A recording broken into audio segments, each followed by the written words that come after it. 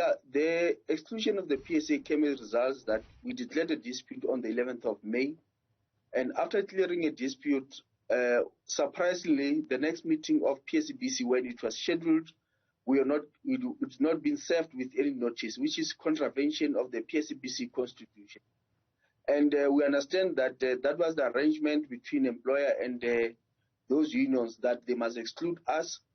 But we believe that that was just a fear of bringing superior logic of PSA into negotiations. Hence, they wanted to exclude us.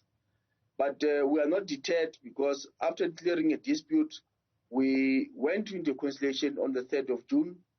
And obviously, to confirm what the minister said of the DPSA, that there are incompetencies in the public service, we have seen that with our own eyes.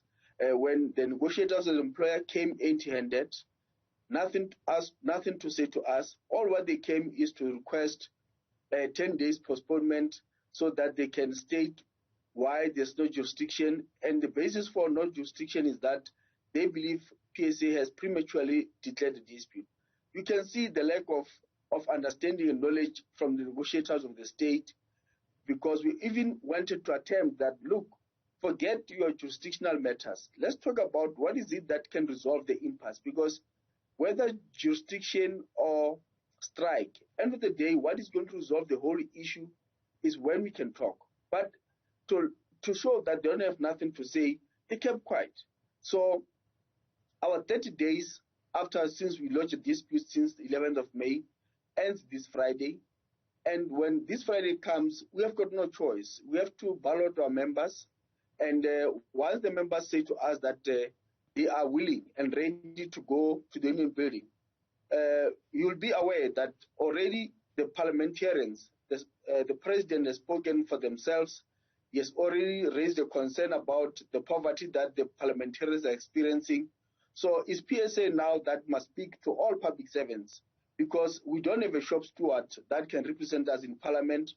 We have to represent ourselves both in parliament and also here at the PSBC, because it looks like we are the only union that is left to make sure that the public servants are really looked after and they get what they deserve. And that is going to happen on Friday, when the 30-day lapse, we are going to start balloting, and we're giving employers 7 days notice.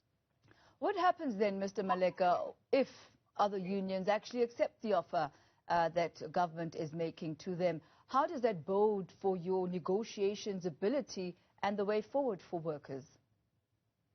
Look, the PSA were actually more concerned about the threat to the credibility of the PSBC as an institution, and also as the collective bargaining in the public service. Because if we are going to have this kind of negotiations where the unions from the onset agree on particular demands, and before even getting into a serious negotiations or even having an offer, you are at 0%. You have other unions who accept zero. Then is a disaster that is happening in the public service, is a collapse.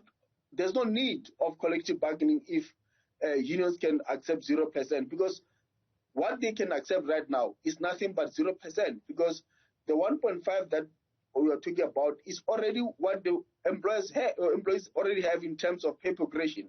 So that is what is very disappointing, and we believe that the unions that are doing so will be contributing to the downfall of collective bargaining in the public service.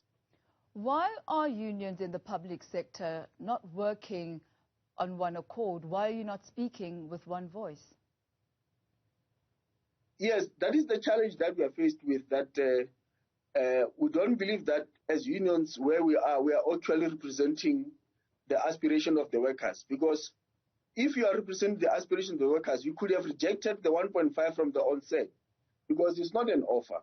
So if that could have happened, we could have been still talking in the same voice, being all union in unison and under facilitation.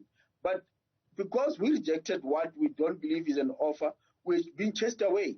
And that is the problem that we are faced with. And we believe that this kind of anomaly must be corrected by members themselves and employees in the public service. Because it looks like at the leadership level, there's a disjoinder, but at the workplace level, workers are in unison, they understand the frustration.